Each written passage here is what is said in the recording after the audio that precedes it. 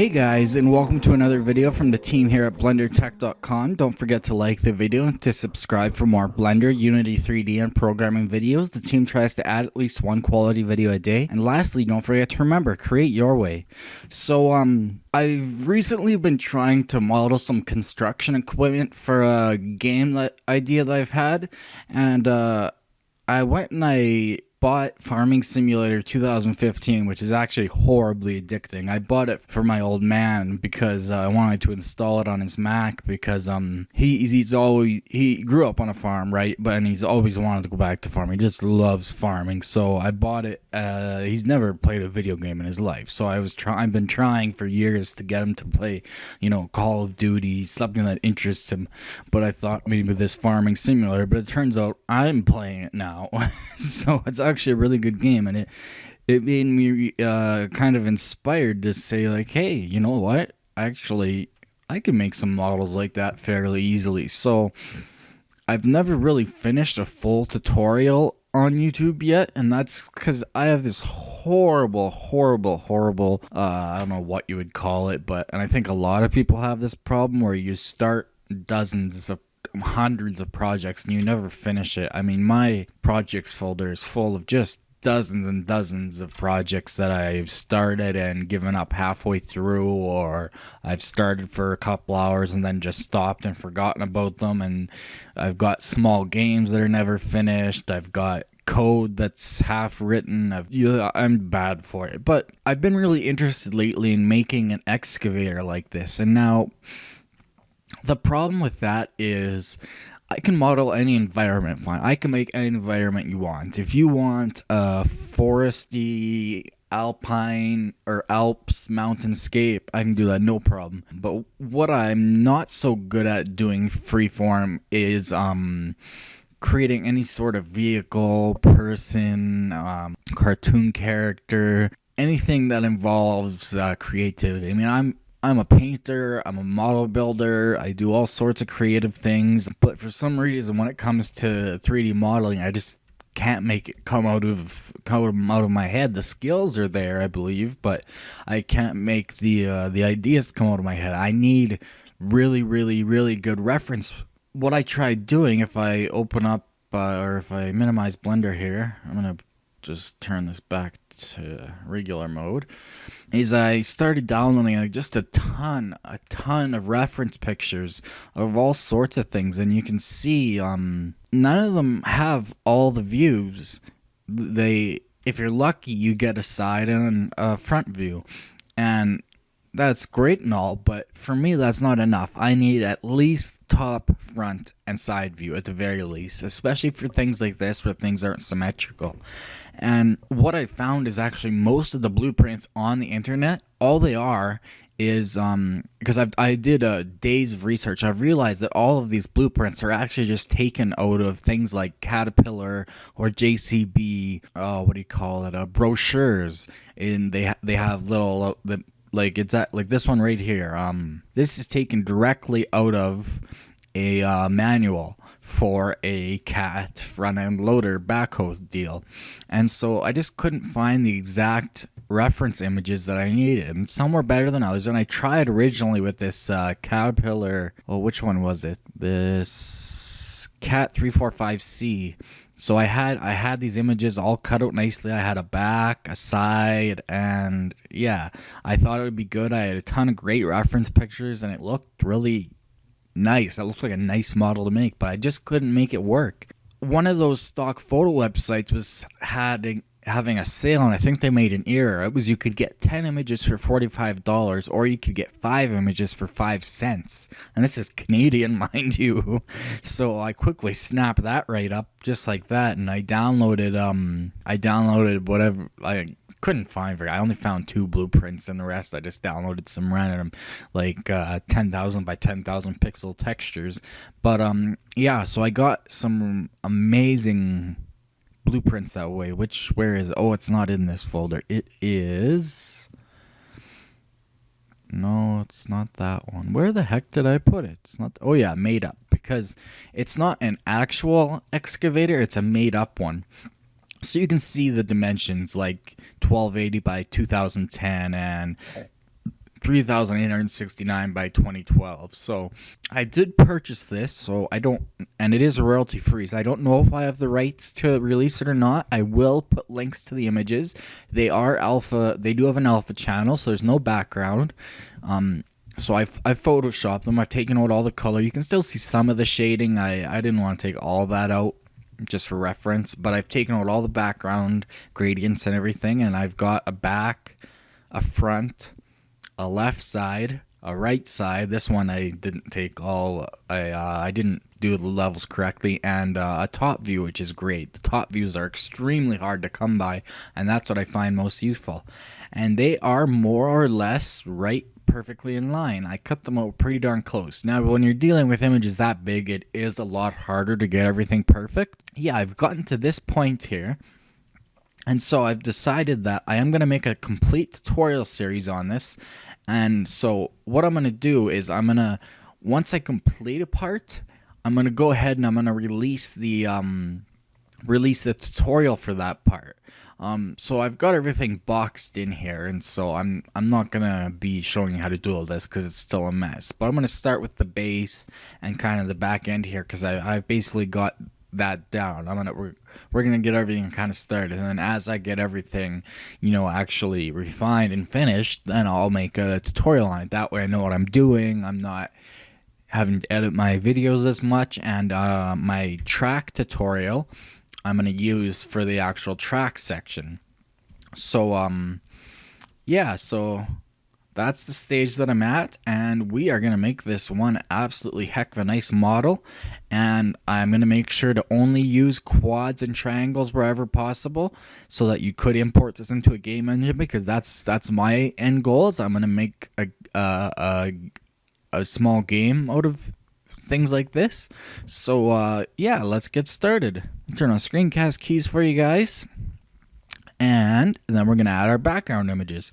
If you don't know how to do this fully, I will try to add an annotation, but don't forget to go view my video on how to work with blueprint images. So we have 5 views, so we need 5 images. I'm just going to make this full screen so I have more room to work with. So we need to open these now. So we're going to open, and we're going to start with, I guess, the front. And then we need the back. And then we need, let's go for the top. And then let's go for, let's do the right. And then let's do the left. Now you'll see that the left and right are out of proportion, but luckily I've already got all the dimensions, or all the sizes already made properly from my personal version. So I'm just quickly gonna ramble them off for you, and you can see because I've created an alpha channel in these, that you don't have an ugly background to deal with. So that's something I've started doing that's really helped my modeling out. So let me quickly pause this. I'll get the dimensions and we'll get going. And before we fully get started, I want you guys to know that I am using a daily build. I'm using the November 20th build, so if anything's not quite the same as yours, I apologize. Maybe try downloading a daily build. This is very stable. I haven't found any errors, and there's lots of new features. The next version of Blender that they upload is going to be amazing. There's some really nice things they've added. But anyways, let me get those sizes for you. So first of all, let's set up our views. So front is obviously going to be front. Back is going to be back. Top is going to be top. Right is going to be right, and left is going to be left. And if you look at it now, if we go, I need to turn screencast keys back on. If you go front and back and top and left or right, sorry, and left. So yeah, they all line up nicely, more or less, but they do need a bit of tweaking. So for the front, okay, so I've got these sizes written down, so let's hope that they work all right. So the front view, numpad 1. So the front, you can leave alone, size 5, x0, y0. For the back, the size 5.05 50 just because I was slightly off in cutting it, and an X of 0 and a Y of 0. For the top, again, size 5, X of 0, Y of 0. For the right, sorry, the top will look like that. For the right, this is where things really change. The size needs to be, which one? Right, 15.200. And the X and Y of 0. And the left, same deal. 15.200 and X and Y of 0. So to start off, I suggest that we turn off the grid floor because we're not really aligning anything to it. I do like having my X, Y, and Z markers on at all times regardless. However, for all the different views, I like to turn the opacity down to about 0.2. That just makes your line show up better. So I'm just going to do that real quickly.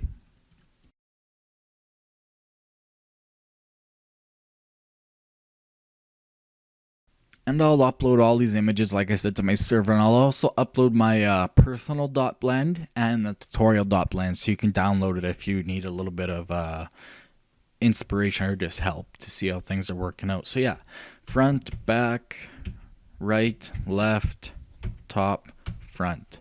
So everything's nice and transparent-ish, so we can work. So the first thing I did on my model was I started with this this base here. So I like to start with planes or cubes. In this instance, we'll be using a plane. So I'm going to rotate it along the Y 90 degrees. Make sure my normals are good. Yep, it's not black, so my normals are good. And while I'm at it, I'm going to delete all the faces, so only the faces, because we're just going to be working in wireframe for now. And I'm going to go back into wireframe. And then I'm just going to take the box select tool and line these up. Now in this blueprint, you can see there's this huge black line around most things. I've been going within this line because if you go up here by like the cab, you can see this line doesn't continue. So I've been going within the huge black line. So yeah, I'm just gonna make this line up. I'm calling this part the base because this looks like it's a base basically. A base basically. I'm gonna scale this along the Y. Move it over a bit. Scale it along the Y again. And then we'll just go and adjust our vertices.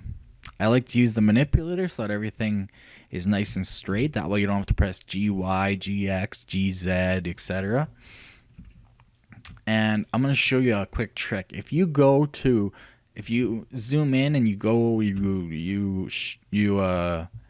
you select something and your manipulator's not there and you have manipulators on, that means that you have something else selected, and you should probably check it out. Otherwise you're going to be moving stuff that you may not want to. So see, I have 2 selected and my manipulator's in the middle of the 2, so obviously I don't want that. So just something to watch out for. That's why I like to keep manipulators on. So if I select that vertex, now my manipulator's there. So that's just another reason why I like to keep them on and use them, because that way I know if it's not right on the vertex that I've got selected or the face or whatever, that means okay, you've got something else selected. You might want to check that out, or you're going to be moving more than one thing. So there, we have the general shape on the right side. Now if we move to the back, you can see that it is way off, so we need to move it over somewhere about right there, I would say, even a little bit further. Like I said, this image is so big that, like, resolution wise, that it just goes on forever and ever and ever. Yeah, I like that. That works out pretty good. So from the back side, this one's easy enough. I am just going to simply select these 2 vertices, the back ones, and I'm just going to extrude them across along the x-axis all the way to the other edge, since that edge is basically just a flat face. Yeah, somewhere around there. Perfect. I'm going to delete only faces at regular intervals until I know I have the shape I want. So on the left side, or sorry, I'm on the back again, I'm going to take these vertices only now on the back side and then go to the left side, so that's Control 3. And since we're in wireframe mode, you can't really tell that you can see right through. So to fix that, since this is a simple box shape, we're just going to manually do this. We don't need the blueprint for this, so we're just going to extrude. I'm using middle mouse button, if you don't know that, to align it to the nearest, like if I'm going this way and hit middle mouse button, it'll go along the X. If I've got my mouse cursor up and hit middle mouse button, it'll go along the Z. And if I have my cursor in the X direction and hit middle mouse button, it'll go along the X. But I want along the Y, obviously. And I've got, before I get ahead of myself, I've got vertex snapping on to closest. I'm going to be using that a lot. And to enable that while you're doing something, you just hold down Control, and that temporarily enables it. So now that I've got this extruded along the, well, let's just undo that actually. So take that point, extrude along the Y, and hold down Control, and then just choose that vertex, and it'll line up perfectly. Then you can choose both of those and fill them. And do the same for the bottom. Hold down Control and go to this vertex. Then you can fill these two in. You can fill those two in. And we have a nice wireframe of the base. So you can now hit AA, select all, and fill to fill in your faces. And we should have, if we go to all different views, our basic base. That's not quite perfect there. Let's check right view. A little bit off. We could adjust it a little bit, I guess. I'm not going to get too picky. Make sure that you're selecting the right vertex. See, that's the one on the other side. But if I right click again, I select the one on this side. You can tell which side you're on, because if you're on the closest side, you'll see the lines highlight. If you want to select both at once, it's best to use the brush or box select tool, and that will select both. So just something to be aware of, otherwise you're going to get wonky results. So yeah, I'm just going to adjust these a little. I'm just going to pull them back a bit, just a hair. And these ones too while I'm at it. Now this seems to be quite high actually, and if we go to the other view, to right side, it seems to be bang on. So either my images are off, which I know they are by a couple pixels, or I don't know, we'll just bring it down a hair again. Forget about it. Good enough there. We can fix it later. We're basically just boxing it in for now. So yeah, if we go back to solid view and object mode, there is our basic base. That is exactly our starting point. This is where we're going to base everything off of. We're going to base everything off our base, if that makes sense. We could go into top view. Sorry, wireframe. We could cut it out right now, but I'm going to do that later. So up next, we're going to make the rear part. Now the cool thing, because this doesn't actually represent any specific models either, you can take your artistic license and you can make this look however you want with the general shape, obviously. Or B, you can take reference images of a real life model like the Cat 345 or the Komatsu PC 28800 or something, whatever. Just look up hydraulic excavators on Google and it'll bring up lots, and you could model after a real life one, because this looks like a real life one. It's just not specific to any real life one. Or it might be, I don't know, maybe just because they didn't want issues with like copyright infringement or whatever, or trademark infringement. But yeah, you can basically make this your own version, or you can model it to a real life version. Excuse me, I'm just gonna drink some of my A Price brand coffee. It's not so harsh today. Must be because I added heavy cream. So anyways, to start with our back here, I'm going to add another plane.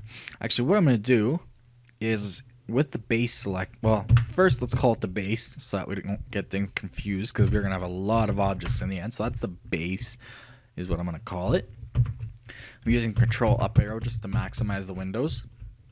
What I'm going to do is I'm going to go back into edit mode. I'm going to select this vertex and then I'm going to hit control or shift S, and then cursor to active.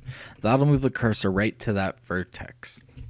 That's where I'm going to start my modeling from. So back in object mode, I'm going to add a new mesh plane. Rotate along the Y -90. That way the normals will be correct. And if you want to make sure, just go into solid and you can see actually it's backwards. So to flip the normals, just control F. You have to be in object mode or edit mode, control F and flip normals. So there, now you can see it's not black, so our normals are right. So to get a single vertex out of a plane, a little trick, just select all, then go Alt M at center, and you've got a single vertex right where your 3D cursor was.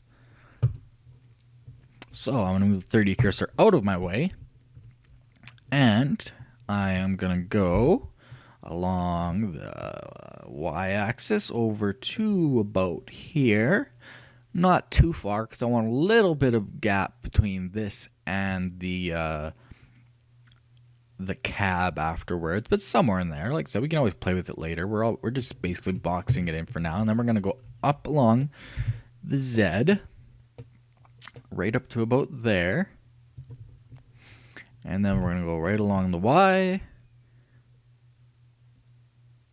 Oh, suddenly it was making a weird noise. It was just my coffee releasing air from the heat. And I'm going to use control to snap to this vertex again. And then with both of these selected, I'm going to hit F to fill them in, and we now have a box. Now that origin point's going to bug me, so I'm going to select all. I'm going to go into object mode, and I'm going to hit Control Alt Shift C. I'm just going to hit origin to center of mass. Or that didn't work. Origin to geometry. Yeah, that'll work for now, just so it doesn't get in my way.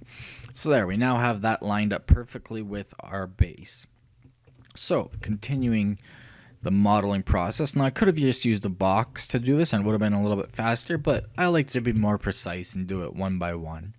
So I'm just going to take these and I'm going to extrude them along the X because we know that this is already perfectly lined, and I'm just going to hold down control and go right to the end. Because if we look on the back view, go into wireframe, you can see that's just the way it is. It goes just like that. And then we can go to left view, and we can do it again.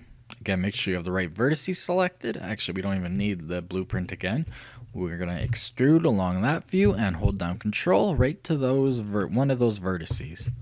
And now we can just fill that in. And we can fill in the faces on this one again. We don't need the bottom face technically. We could delete that. Only faces, don't forget. Otherwise, you're going to get issues.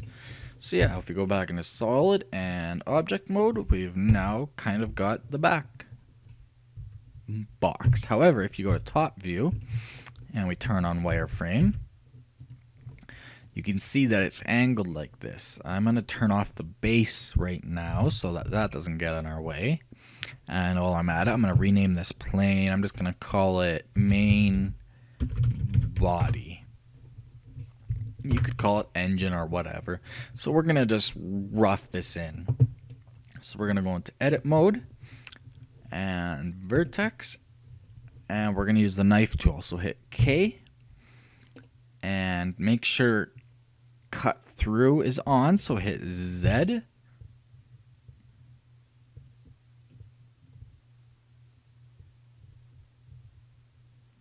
And then just choose somewhere in here and then go across.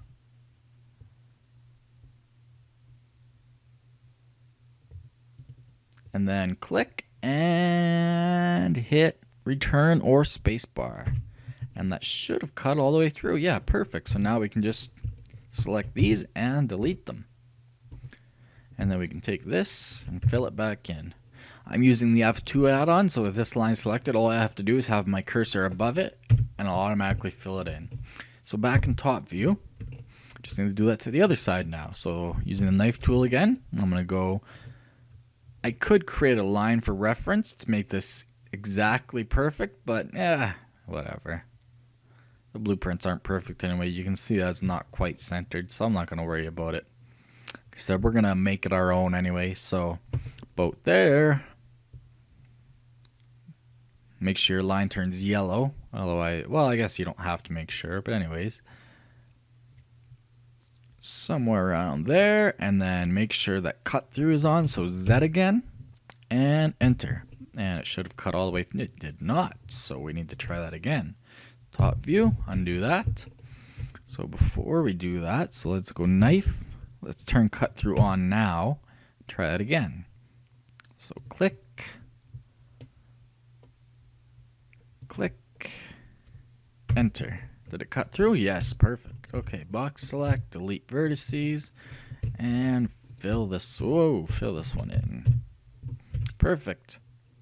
So now we have that rough shape in. Well, actually, that exact shape, more or less.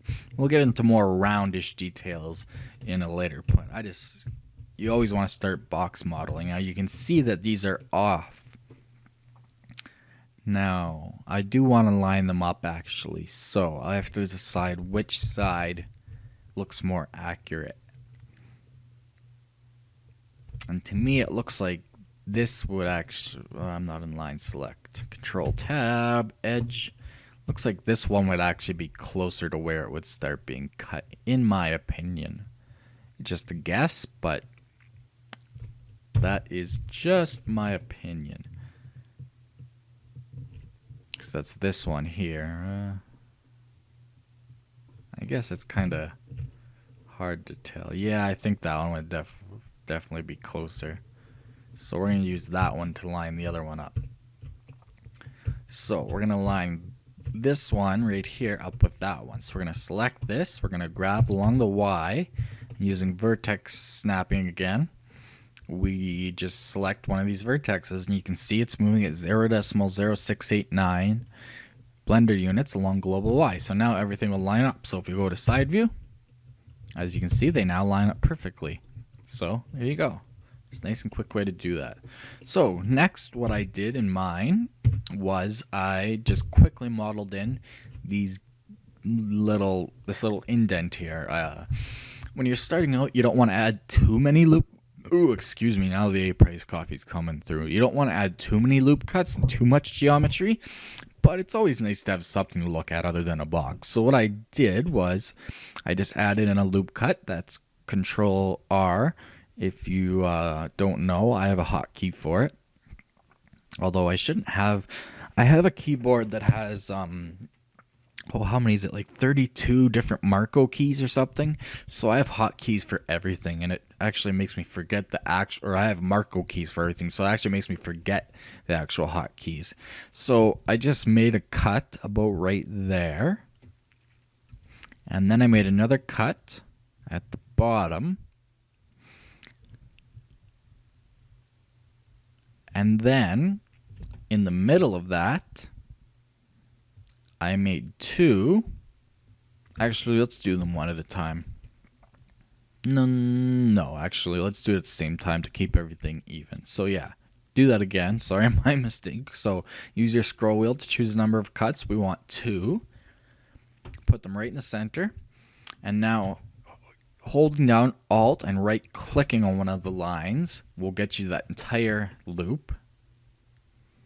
So back in side view, right view, we want to move it up quite a bit, so it's almost right at the top here.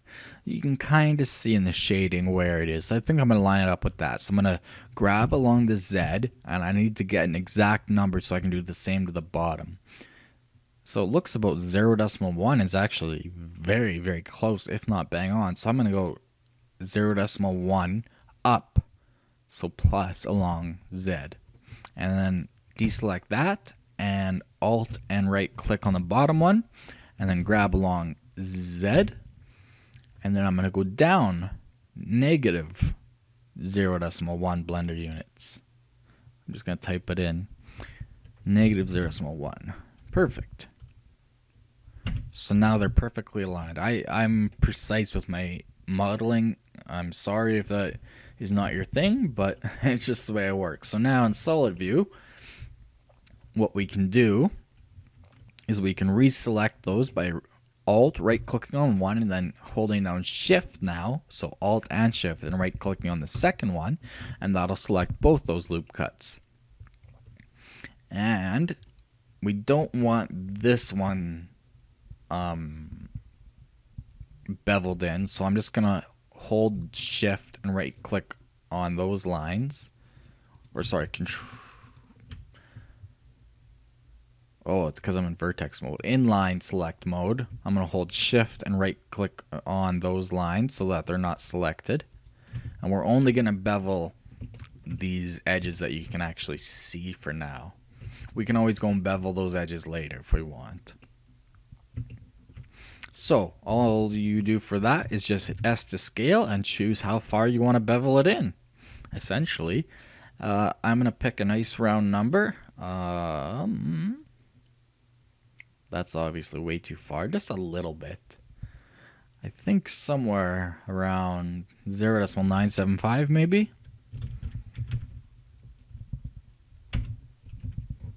Let's see how that looks in perspective. Yeah, I like the look of that. That's a nice little bevel. And quickly turn off, what is the actual name? Limit selection to visible, yeah. I just call it X-ray mode. You can turn off X-ray mode. Oh, it's still beveled that side. What the heck? That's not what I wanted. So to fix that, or is that just because of my view? No, it beveled that too for some reason. So to fix that, I'm going to select both of these, and then I'm going to grab along the Y, and I'm going to use my snapping again to snap to one of these vertexes. Now that'll be perfectly flat. You can see how it's just beveled in that way. And now actually on my original model, I had actually added another loop cut right here so it didn't bevel all the way, but I kind of decided now that I like that look the way that is, just like that. I actually like that look better. So I'm going to keep it like that for now. What I had before was almost kind of where it ended there, and we can always add that later. But like I said, the less detail you have right now, the easier it will be once you get the rest of your model boxed in. Oh, what happened to the bottom? Oh yeah, we deleted it. That's right. We don't need it. So next step, let's go back into wireframe. Let's turn on our base. So now we have some more stuff to snap to. So now we can create the cab. So same deal as before. Let's choose the main body in edit mode. Let's go back into vertex select. So Control Tab, vertex. Let's choose this vertex. And actually, we can do this a different way. No, forget it, whatever. I'm going to keep doing it this way. So Control or Shift S, cursor to active. Object mode, Control A, mesh plane. Rotate along the Y, -90. Turn on solid, so Z2. It's the wrong way, so go into edit mode. Control F, flip normals. Now, if you don't have pie menus, then either enable them or you'll just have to deal with the fact that I'm using them, and just hopefully you know Blender well enough that the pie menus aren't a hindrance. I know Andrew Price isn't doing any tutorials with pie menus right now because they aren't officially part of Blender. They're an official add-on, but they aren't officially part of the program yet. You have to actually go into your user preferences and enable them as an add-on. So again, everything selected, Alt M, collapse at or merge at center, and we now have, like I said, just that single vertex. So I'm going to move the cursor out of the way. And we can now start extruding. So I'm going to extrude along the Y, hold down Control right to that point. And then I'm just going to, we could start with a box, but I'm going to roughly trace this out.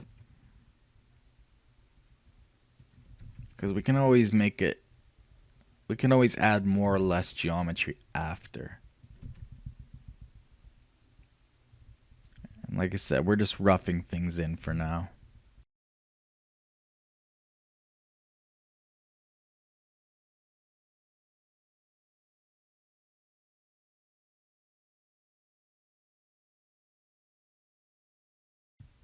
Now I'm just going to extrude right to where it gets flat again, and then select both those and subdivide it once, and then just grab this edge and put it somewhere in there. Just a quick way to get kind of a corner, and then subsurf can take care of that later. So now I can take this vertex and extrude it all the way across, right to the corner point again. Yeah, about right there. And I'm going to do the same thing. I'm just going to extrude to where it starts to get flat again. Choose the both of them. And see my manipulator's in the middle, so that means I only have these two selected. W subdivide, move this one somewhere around there. And again, subsurf will take care of that later. Or we can hand model it. But like I said, since we're going to try to export this, or I'm going to model this so it can be exported to a game engine later, I'm going to try to use only quads and triangles. But anyway, so yeah, I'm going to keep extruding. So I'm going to extrude. It's not a perfect, you can see it's not perfectly down. So what I'm going to do is I'm going to extrude manually. And you would think, okay, maybe snap right to there, look good. But like I said, there's a little bit of a gap. So that comes down to personal preference. Do you want it to go all the way to right there, or do you want it to not? I like having a little bit of a gap there. I think it adds a little bit of character. So I actually snap it to right there, and then I just move it across till it lines up with the line. That way it's in line with that corner, but it's not snapped right to it. And then I extrude one more time and snap right to that corner. Actually, you can't do that, otherwise it's not a full. It won't fill in your geometry perfectly. You need to select both these vertexes and fill. And we need to move that origin point again. So object mode, Control-Alt-Shift-C, and origin to geometry. So back in edit mode, we now have the outline of our cab. So now if we go to front view, turn on wireframe, I'm going to turn off or hide the main body for now. We need to, we can extrude this if we wanted all the way to the other side. And that works just fine. Yeah, that'll work. So what we're going to do now is we're just going to fill in that side, and then we're going to Alt and right click on this side, and we're going to fill it in. Like I said, just so we have something to look at for now. And now if we go into solid, turn back on the main body, you can see we have that little gap there. And again, if you don't like that, all you got to do is select that entire line and just snap it to there. Do I have extra geometry there? Oh, I do indeed. I do indeed. Let's delete the extra geometry. Control V, remove doubles. Yeah, now it should be good. There we go. Okay. So yeah, if you didn't want that, all you'd have to do is just grab and snap it to there and you wouldn't have it. In fact, that does look a lot cleaner, but I just, for some reason, I just like that little gap there, but it doesn't make sense from an engineering standpoint. Maybe we will take that and we'll snap it to there. Yeah, and then that way you have a straight line. Looks nice. Yeah, whatever. It looks to me like these normals are backwards, but that could just be me. So to check that, oh, I made that big. Under mesh display, I'm going to turn on normals and make it a decent size. But no, it looks like everything's right. They're all, oh no, they aren't. These are coming out way in the wrong direction, it appears. You can tell that because these ones aren't poking way out. If I go Control F and then flip normal, you'll see it's poking out the right way. In fact, these are all backwards. If I turn the size way down, you can see that that's the only correct one. The other ones are all backwards. So we can try to fix that by going Control A and then T. Oh, where is that? I have so many add-ons. There's a place in here to recalculate normals. Where is it? Right here under shading / UV. So you can try recalculate. And most of the time it gets it right. And this time it did. Sometimes it doesn't. You have to do it manually with just flip note direction, 1 or 2 or 3 at a time, whatever. But this time it got it right. So that's good. So I'm going to turn normal display off. And if we go into object mode,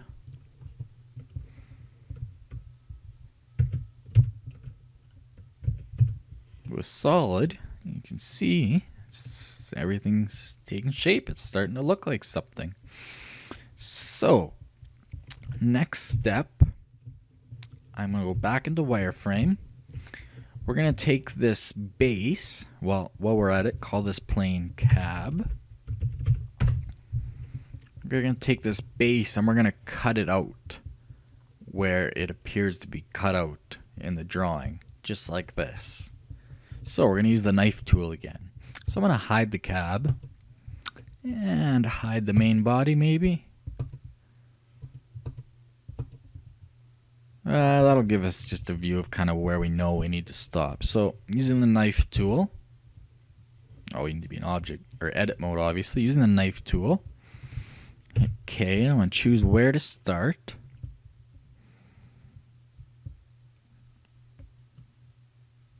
I'm going to turn on Z cut through on, and I'm going to click somewhere around there. I want this to be perfectly straight, and there's no way to conform to that. Oh, now I've gone and messed things up. Forget that. Okay. There's no way to make it a perfect cut, so it'd be best to do this manually, but we can always go and fix the so make sure cut through's on again. We can always go and make it straight later. So yeah, I'm just gonna go from here. I'm gonna go to there roughly. Then I'm gonna cut straight across as best as possible.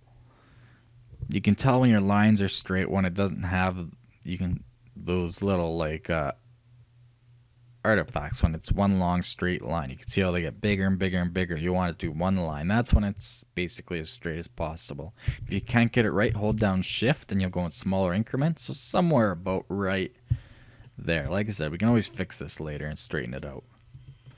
And then we'll go up to, I think it goes to right, I think one more, or does it go all the way back? I cannot remember. I think I stopped it right there, and then I went all the way across, if I remember correctly. But like I said, since this isn't a real model, we're just going to go with kind of what the blueprints tell us, and we're going to use our artistic license. So now enter, make sure it cut through, and it did perfectly. That's great. That saves a lot of work. Delete these vertices, and we can just fill these faces in again quickly. Or these lines at least. Because while we're at it, and since I'm a nitpicker, we might as well make these straight. So select this line. Or I guess we don't need to actually even select the whole line. Whoa. Come on, shift. There we go, okay. Select one vertex, and we want to grab it in the X direction so that it lines up with this vertex right here. So holding down Control will make sure that it's lined up perfectly, and you can see it was off by 0.0103 blender units. So click to confirm. That is now a straight line in the X direction and in the Y direction. And to make sure it's, well, we know it's right in the Z direction, but you can always double check by going G, Z, and then using the same point. But again, 0.000 means it's fine, so perfect. We can do that at the bottom too, GZ, and choose the bottom one, and it's bang on. Now, to make sure that it's a perfectly straight line. We don't want to do it from down here because we don't know if that's necessarily perfectly straight. We want to line it to this top one that we just straightened out perfectly. So what we're actually going to do is we're going to go G. So we're grabbing along the x-axis. Then we're going to hold down Control to snap. And we're actually going to snap to this top one. And again, it's off the exact same amount. Click to confirm. So now this line is perfectly up and down. You can tell if I zoom in, it's a perfectly straight line. So that's straight and this one's straight. So now we just need to move this vertex in the x direction. And we don't want to line it up with this one. We want to line it up with this one.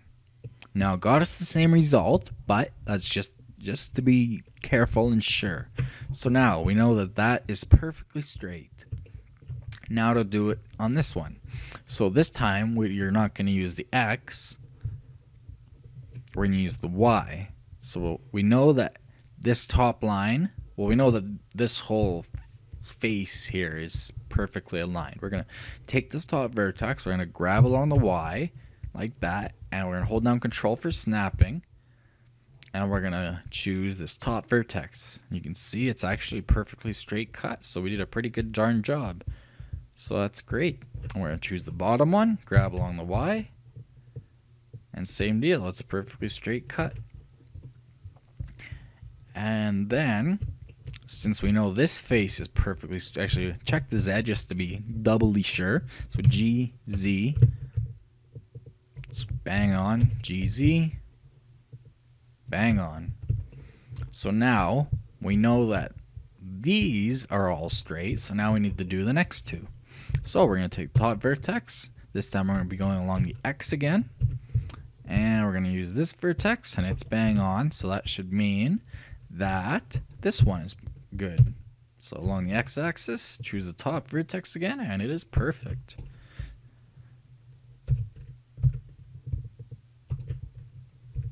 So everything is bang on. Check the z-axis quickly, and you can always go back and check it against the original one that we made, and you can see that it's perfect. GZ, you can see that, yeah, it's a perfectly flat face. GZ, perfectly flat. Awesome, I like that. So lastly, we're just going to make sure this is perfectly straight in the x-axis. So we're going to take these last vertices, we're going to grab along the y like that, and we're going to hold down Control for snapping, and again, it's perfect. We made a perfect cut. That is actually kind of hard to believe. So we're going to grab along the X this time. It's perfect. Grab along the Y. Everything is perfect. Nothing is making any changes, so that's great.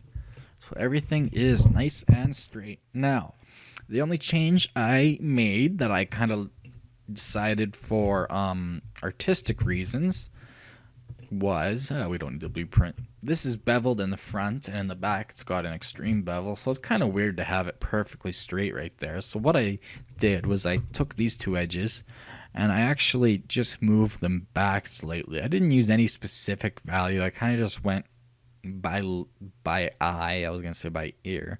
Kind of just went by eye. About, we'll go 0.15.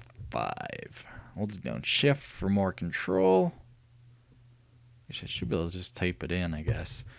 GY 0.015. No, 0.150. And then just to make it even, I'm going to do the same to this. GY 0.150. So now it's the exact same bevel amount, basically. And that looks like it was a pretty darn good guess, because it looks like it's almost the exact same angle. It's a little bit more, but you'll never notice in the final render. So we can now fill those faces in. So I'm going to show you why F2 is so nice. So I just have this face selected, and I'm going to hold my cursor over on this side of the screen. Watch this. F. Oh, sorry. I guess it didn't work that good. Let's try that again. F. No. Why is it not playing nice today? Maybe because it's a beveled edge. F. There you go. In vertex mode. See how nice that was? Watch this. F2 is such a great add-on if you don't use it already. So I've just got this edge selected. I'm going to hold my cursor to the right side since all of these faces are on to the right of it. I'm just going to F, and done. Perfect. All right, so our base is good. Put everything back on, turn on solid, go into object mode, give it kind of a final look over. And that is looking pretty darn good if you ask me. So we got a good starting point. So next up, let's start giving this some character, just to give us something to see. So let's start adding some quick materials that we know we will be using. So first of all, everything is, if you want a John Deere, make it green, but I'm going to use construction yellow. So I'm going to make a new material. I'm going to actually choose the body first. New material, and I'm going to call it body paint yellow dot matte. I always end my materials in dot matte, my textures in dot text, just for, I don't know, and particle in dot PRT. Just, I don't know why, just for organization's sake. It's just a habit I've gotten into for some reason. And we're gonna change, we will be editing this in the node editor later, but for now we're just gonna make it a nice diffuse color. I've gotten out of the RGB color wheel. I've changed over to the hue, saturation, and value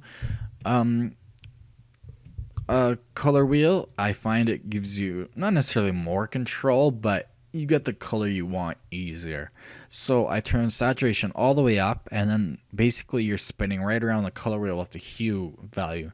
So I get roughly the color I want, which is a slightly orange yellow,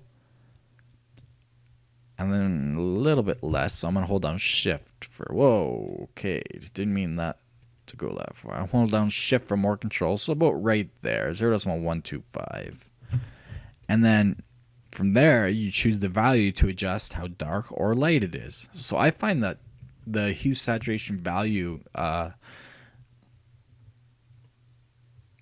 wheel is actually a lot more useful. So I don't want it totally bright, but I don't want it too dark either. So I'm going to try like maybe 0.9. Yeah, just slightly darker. Let's see what 0.8 looks like. That's a little too dark. 0.85. Doesn't really matter, just for something to look at for now. So yeah, and then under settings, we're just going to drag and drop that. So you see what I did there? I just clicked on color and then drag and dropped it to viewport color. Now, that actually looks a little dark to me, so I'm going to change that from 0.85 to 0.95 and see what that looks like. Drag and drop. That looks a little bit better. Now I'm going to add another material, and this one I'm going to call body paint flat black dot matte. And this one, whoops, doesn't matter what your hue is, saturation all the way up, value basically all the way down, almost. Actually, sorry, saturation should be 0 because we want a gray value. So you don't want it totally white, we don't want it light gray, we don't want it totally black, we won't see anything. We want it just kind of a light gray. It'll look darker in the viewport. So about, yeah, 0.4 will work. Ooh, Andrew Price coffee coming up. So I'm just going to drag and drop that again. And what I'm going to do now is in object mode with the main body selected. I'm going to go into edit mode now. And I'm going to go into face select. And I'm going to select these faces here.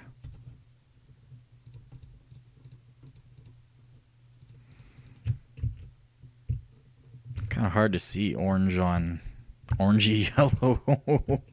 Sometimes I think this isn't the best idea, but it helps you get a visualization of what the final product will look like. And then I select body paint flat black and hit assign.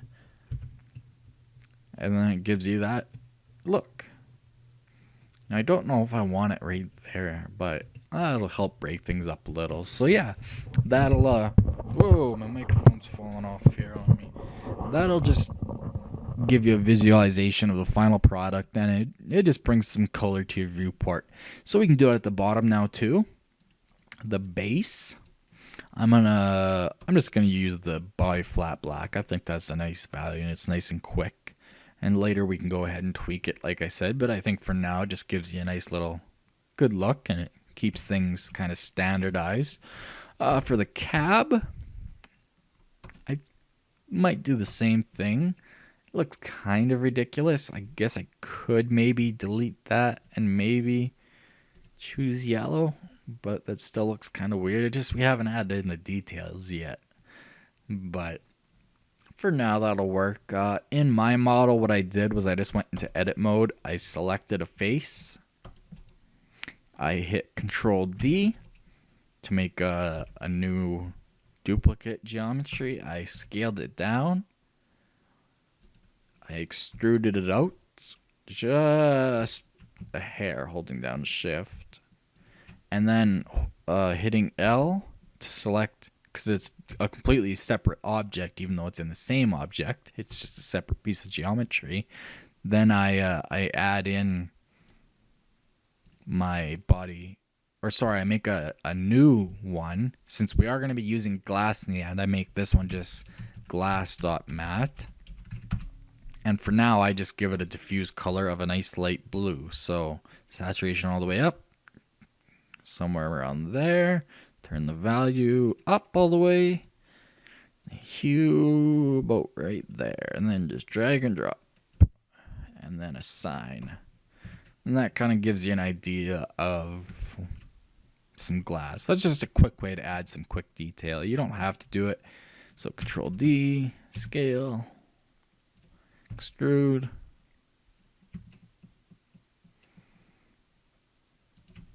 L to link, and glass, assign.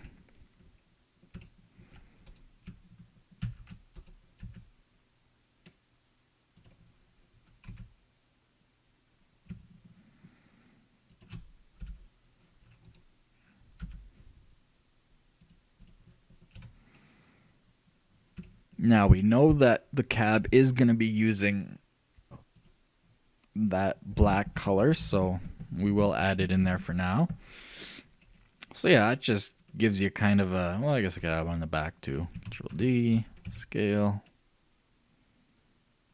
extrude, L to link, glass, assign. So that just kind of gives you a little more to visualize on. So up next, we are going to add this little bit. We're just going to box model it and the little exhaust bits. Let's go down here and let's create a new curve. Well, first of all, let's go to top view. Let's go to the center of this. Let's add in a curve circle. And then let's scale it down to the size of the exhaust stack, roughly. So yeah, about like there. And then let's just move this to we'll just call this our garbage layer. And the Bezier circle, we're just going to call exhaust diam for diameter. I'm going to call it exhaust.diam just because I'm a perfectionist. And now we're going to add in, from somewhere around right there, Shift A, we're going to add in a curve, a Bezier curve. Now, it's gone the complete wrong directions, so we need to rotate around the Z, X, Y, around the Y. 90 degrees. And now from side view, now we have what we need. So go back into edit mode. Now I don't like the handles, so to turn those off, just hit N and turn off normals. Sorry, not the handles, the normals I don't like. And to start off with, go into your curve settings, and for bevel object, choose your exhaust.diam circle, and you'll see now that we have our nice circle. So the bottom one is perfectly fine, but I like my handles to be a lot smaller to work with. So I'm going to select these handles by selecting the center vertex. I'm just going to scale them down. That just gives you more, not resolution to work with, but makes it easier to work with. Those handles I find way too big. So I'm going to scale these ones down about to the same size. Doesn't have to be perfect. And I'm going to rotate it till it is perfectly straight. So it looks like I need 45 degrees to be perfectly straight. Normally I would do that a different way to get it perfectly straight, but that looks pretty darn straight. In fact, I think it's perfect. I think if we grabbed along the X, it wouldn't move at all. Yeah, grab along the Y. Yeah, it's perfectly straight. Awesome. Okay, cool. So we can grab this up to about there along the Z. And then we can hit E to extrude along the Z up to the top or so. And then we can pull it over till we get about the curve that we like. And then all you got to do is just rotate this till you get the very rotated 90 degrees so that you get the exhaust tip. And that's not gonna work. I'm gonna have to turn that down a lot, or no, I'm gonna have to do this a little bit more properly because that can get turned up a lot. So what we're gonna have to do, let's just delete that. We're going to have to extrude manually. Let's do one there. I'm going to make these handles way smaller, actually. Grab along the Z, bring them down there. It will increase our polygon count, but not a big deal right now. We can always decimate it later, which I will do once we go to turn it into a game object. And then we're going to extrude again along the Z, about there, and then I'm just going to Shift R to repeat that a few times. Now we can take all of these and let's see how this works. I don't know why curves aren't working out for me today. So yeah, I'm just going to start pulling them over slightly. Then I'm going to use the brush tool and middle mouse button to deselect these ones. Move it over again just a slight bit. Yeah, that's still deforming the mesh, but I'm hoping that my idea doesn't do that. Move it over a little more. Now we should be able to take these and rotate them. Whoops. And it should not deform the mesh if one points to the other, but I'm not so sure about that right now. It looks like it's getting deformed regardless. So maybe I'll delete half of these. Delete that one. Delete that one. Skip that one. Delete that one. Skip that one. Delete that one. So now we should be able to get the rough shape that we want.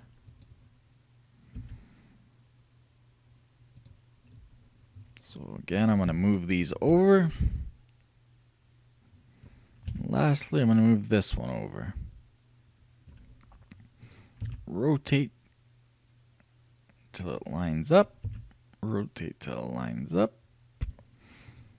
This one has to be rotated 90 degrees in the end, so we need to grab it way over here. Still giving me issues, huh? Son of a gun.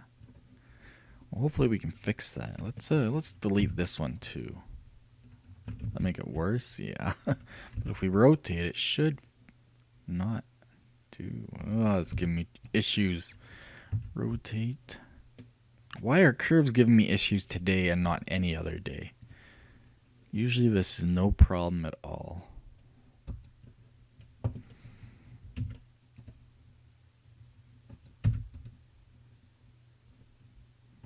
Oh, I bet I know what it is. This needs to be rotated a completely different way.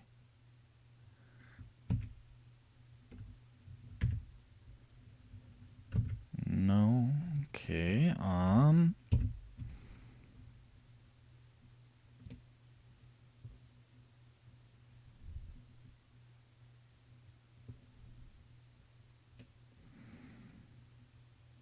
Curves never give me this much issue. Okay, we're starting over. Scale this one down. Extrude.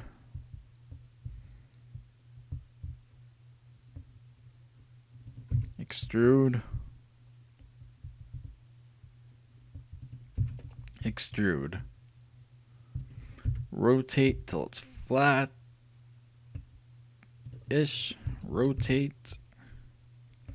Still giving me issues, as you can see by the wire mesh. That is not looking good at all. Why is this giving me so many issues today? This is kind of making me upset, actually.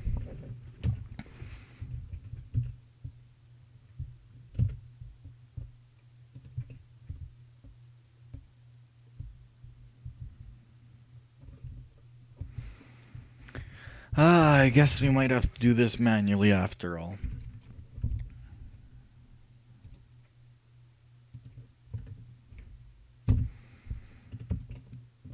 So add in a new Bezier curve, so curve Bezier.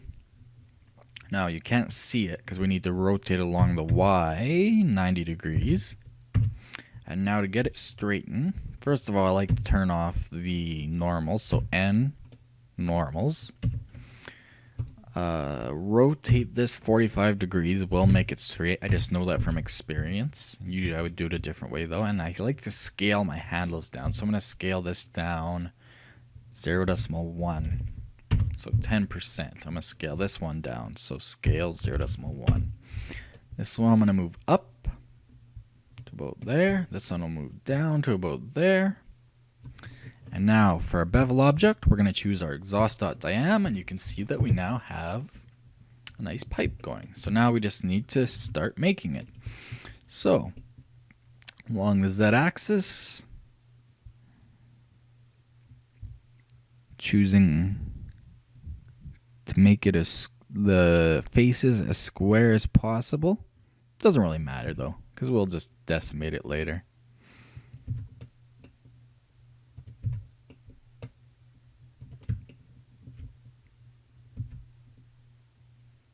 This one's gonna have to curve a little.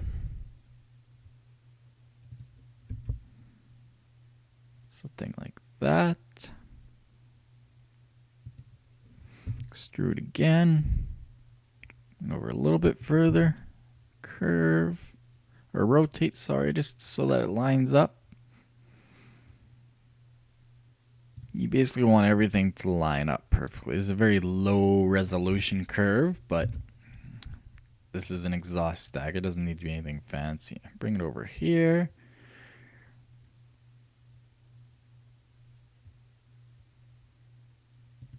Rotate.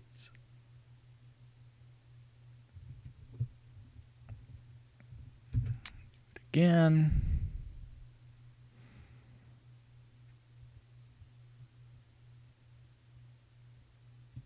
Rotate. Extrude it maybe one last time, it looks like. In fact, I'll go along the Y even and see what happens, and rotate. And then bring it up a bit.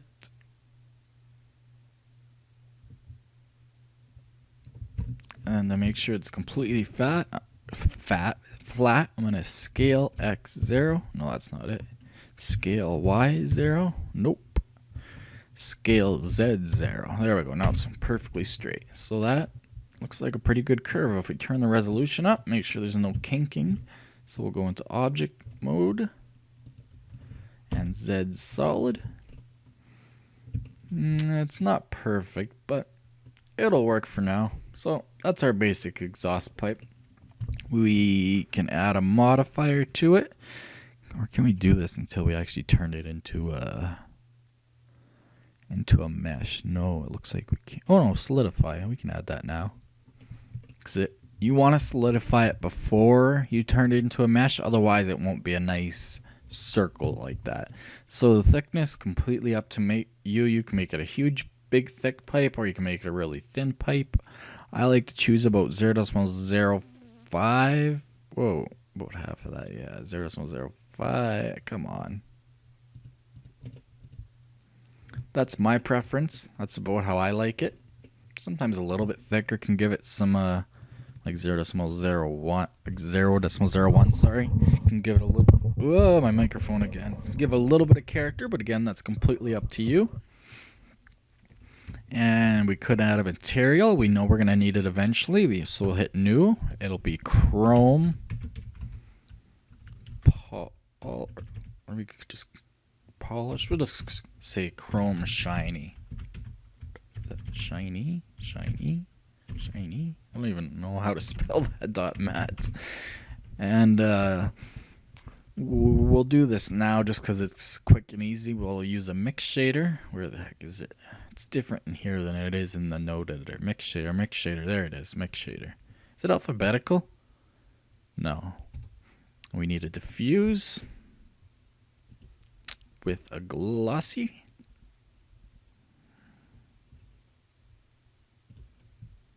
And we'll turn the roughness all the way down and make sure it's a perfect white for the glossy. And GCX, Beckman, doesn't really matter, or sharp, sorry, when you want chrome. Diffuse, we want a slight gray. Not too gray though, just a slight gray. So we can go into rendered view to see what it'll look like. We don't have any lamps. We can add in a area lamp just to see. Where's that green coming from? Oh, it's the windows. So yeah, I like the look of that chrome. Looks chromey to me. And you can play with the values now if you want, but we'll be doing that later, obviously, so.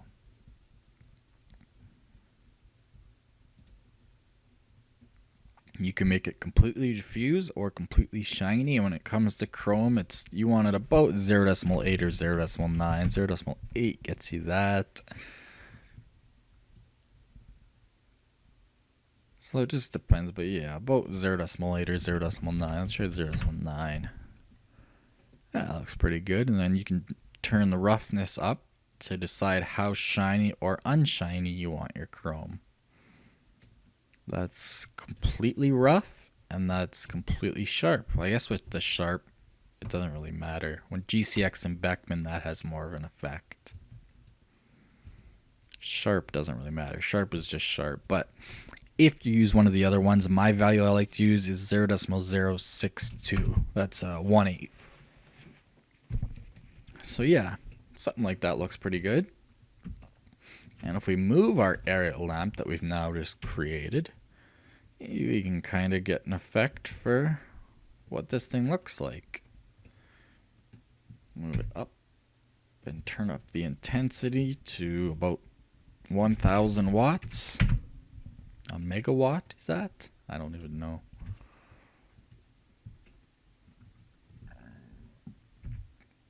We could also just add a sun lamp, but that just gives us a rough idea of what it'll look like.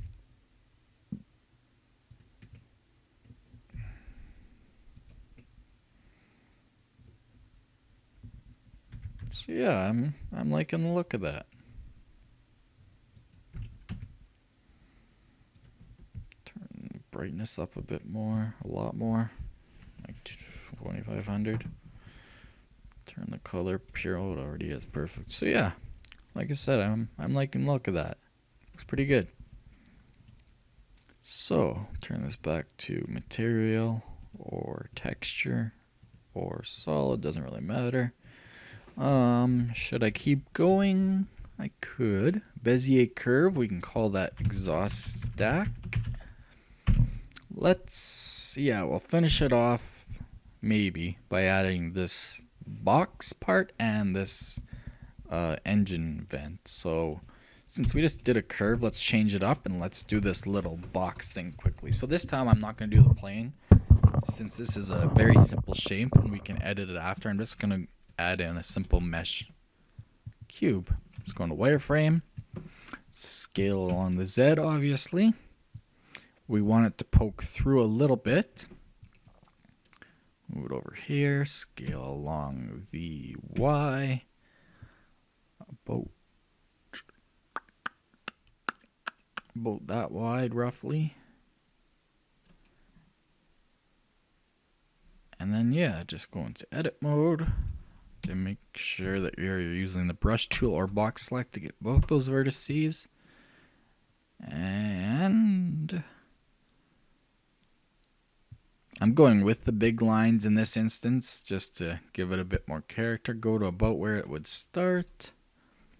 Move this way over. Whoa, I forgot to use the box select or circle select or brush select, sorry. There, I had that problem. So we'll just get that kind of curve going. Not curve, but an angle. Move this over because this one's angled.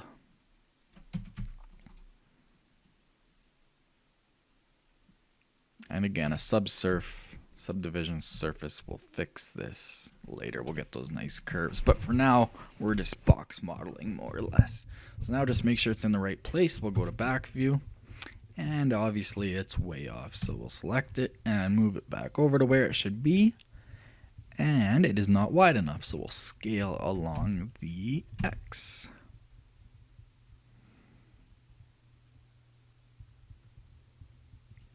Move it over a little more.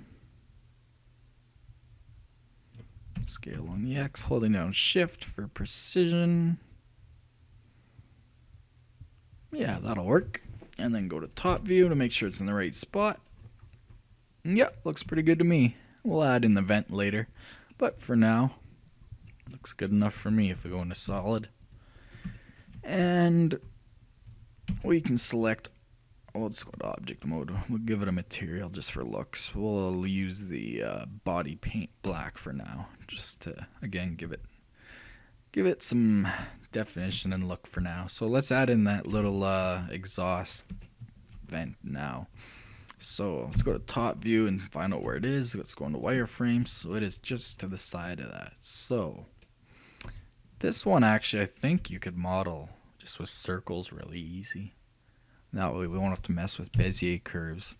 I wanted to use the Bezier curves for the exhaust just because I like a nice smooth curve and more control. I might change it later, but this isn't really a curve. It's just a couple cylinders, so yeah, that's what we'll do. We will just use a circle. So let's add in a mesh circle and scale it down. Now we don't really know the width. I guess we could go to front view maybe. No, the back view. Well, that'll show us how wide it needs to be, and we can line it up at the same time. So get it centered. Since we're still in object mode, we can scale it properly and then scale on the X till it's to the size you want. Again, I'm using the big outline to give it a bit more character. That looks good to me. Go into top view quickly. Okay, that is off. I scaled in the X when I should have been scaling completely. Okay, back to back view. Scale. Just normally don't choose just X. My bad. Like that. Go back to top view. And for some reason, it is not centered. So if we center it here, it's not as wide that way. So it's not a perfect circle according to the blueprints. We go to the back view. Oh, this is back view, isn't it? No, what the hell? There we go, back view. That lines up. Top view, that doesn't line up at all. So that's kind of weird. I don't know why that would be. Whatever, I guess we'll just kind of have to ignore top view. Again, it doesn't have to be perfect because it's not modeling a real excavator, so we can use our artistic freedom. So we're going to go into edit mode now. We're going to extrude up to that point or so. And then what I'm going to do is I'm going to control or shift D, sorry, to add new geometry so that this would be a separate object in our, or separate object in our mesh, whatever you want to call it. And then I want to scale it up to that width. And then extrude up again along the Z. Somewhere around there. And for now, we'll fill in the top, but we'll fix that later because that's obviously a giant N-gon. And I believe if we go into solid view, that there'll be, yeah, holes there too. So I'm going to turn off main body. So we should be able to bridge that if we deselect all and then hold Alt and right click on one of these edge loops, and then while holding Alt, hold Shift. So Alt and Shift at the same time, then right click on the other one. Then we should be able to bring up our specials menu at W and then loop tools and bridge. And there we go. It bridges it with nice quads. That's perfect. In fact, while I'm at it, just for kicks and giggles, let's delete this face. Let's choose this edge. Well, go into vertex or edge select. And holding down Alt, select that.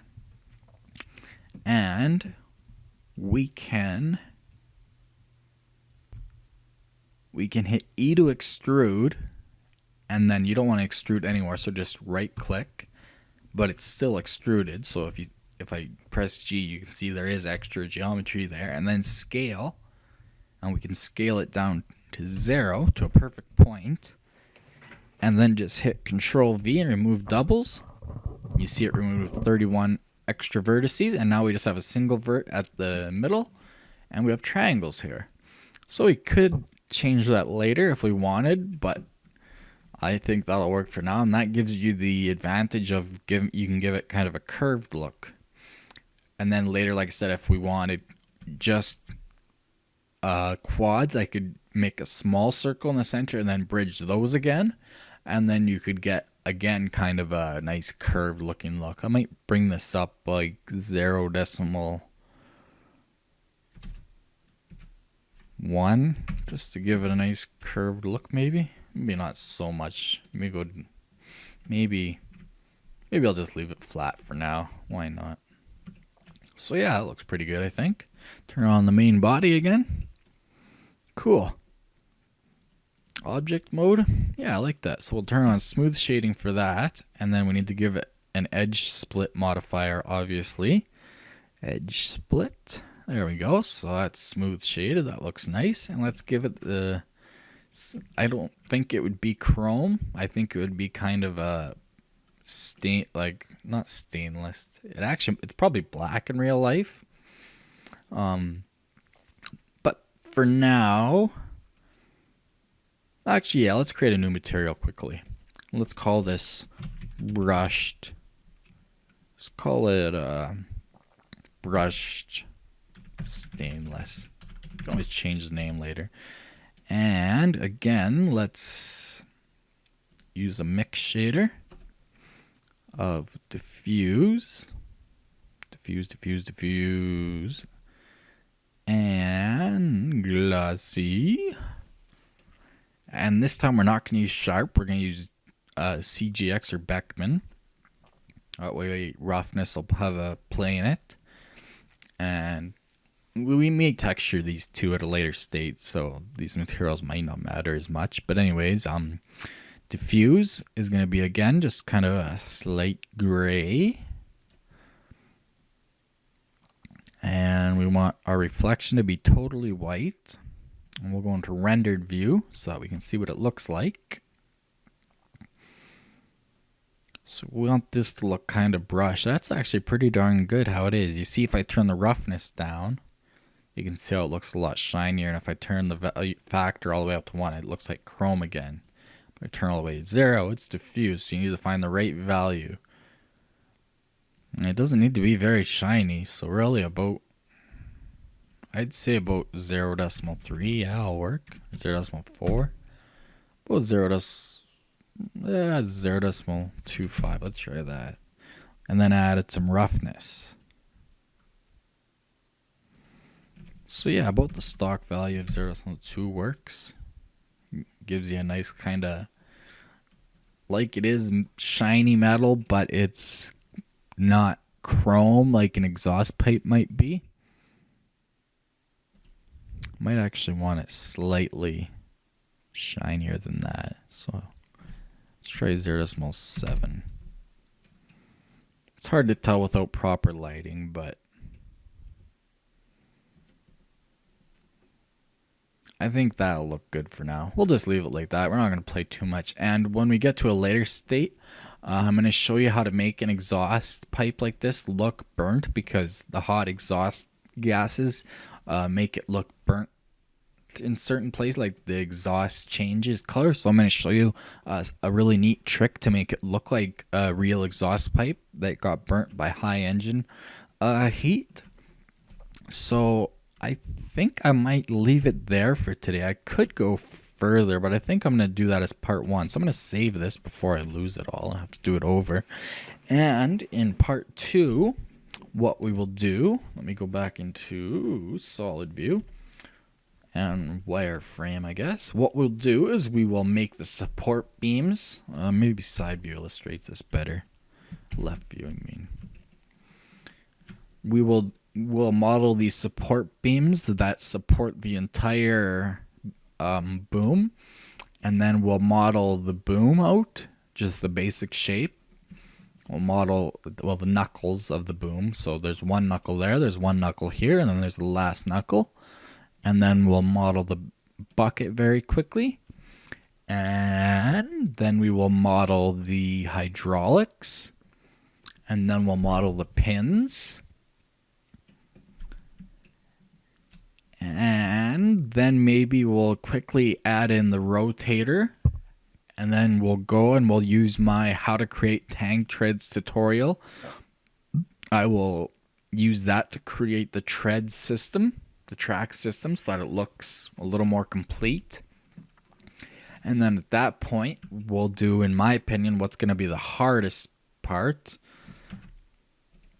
which is creating this cab. Because if you look on the drawings, it's got these windows with like weather stripping, and it's also got a door handle. It's got this other grip handle. It's got a window in the back. It's got a window on top. And then it's got this window that curves around the entire front. So that's never very fun. And on this other side, it's got, luckily, I think it's the exact same size windows. I believe. I haven't double checked on that, but it looks like it to me. So that will make things easier. But yeah, we'll do the windows, and then after that, we will add the rest of the details, like maybe the rollers and these vents, and we'll just start adding detail in. And then after that, we'll go over the entire model and make sure everything's to spec, that we have like basically no N-gons. And then after that, I will do an interior modeling part, because that can be very hard, but it can also be very fun and rewarding, and that will make it look way better, because I'm going to show you how to make glass the proper way, and then we'll be able to see inside, and this will be pretty cool. And then after that, you'll have a complete model, and you can go ahead and you can tweak it to turn it into the excavator that you wanted, actually. And then the last part, or one of the last parts, we'll rig the whole thing so that you can animate it turning, and we'll make it so that it knuckles out properly, and maybe we could do some physics simulations to have it digging up like some dirt maybe, and yeah, we'll have some fun with it. So yeah, I think I will leave it off there for now, because I've only gotten to the part where I've boxed out the boom, so I'm really not that much further ahead than this, and it took me a lot longer than this tutorial did. So like I said, it's easier, it's best to do your tutorials first, and then, or to do it first and then make it at least once. Like, I've tried a few times on different blueprints, and then do your tutorial. So yeah, I might leave it off there, I think, and this we'll call part 1. So let's make sure everything's named properly, so that when I put the stop blend for you guys, it's all available. So main body is right there. Exhaust stack, the exhaust diameter. Okay, cube isn't named right, so we'll just call this like a engine vent. Circle, circle, circle. That is engine. Oh, that's not a vent. That is a vent too. That's like an engine. We'll call it flapper. Maybe we'll make one of those exhaust flappers there, but I don't know. That's probably some sort of, I don't know. We'll come up with a better name for it. Cab, base, and we have an area light. Let's delete that area light. Actually, let's just turn it to a sun lamp with a strength of 1, not 2000. And let's go into rendered view. Or first, let's set it up properly. So we want it way over there. Maybe not that far. And we want it rotated that way. Then go into front view. We want it rotated that way. Go into side view, top view, top view. That was weird.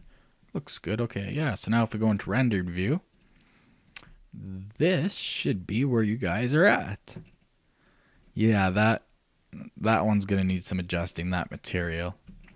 And the chrome might be a bit too shiny. We might turn it off of Sharp and onto Beckman or GCX and play with it to get more control. Because Sharp is more for cartoon stuff. But yeah, that's a good point to leave it off at, I think. And I will complete this tutorial, I promise you. Because like I said, I've been making these models, or I'm making these models for a game I'm making. So yeah, I'm gonna leave that off there. Thanks for watching from the team here at BlenderTech.com. Again, that's BlenderTech.com. If you enjoyed this video and learned something, please like it and let us know. And don't forget to subscribe for more Blender, Unity 3D, programming, and all sorts of other videos. We now offer hard copies of our videos, so if you'd like a copy to watch later on the media player of your choice, just let us know and we'll upload it to our server for you to download. And if you dislike this video for some reason, don't just leave. Instead, leave a comment or email the team at info@blendertech.com about what you did not like so that we can improve our videos from now on. We like constructive criticism. We also take requests for tutorials, so let us know what you want or want to see more of. So see you next time, and remember, create your way.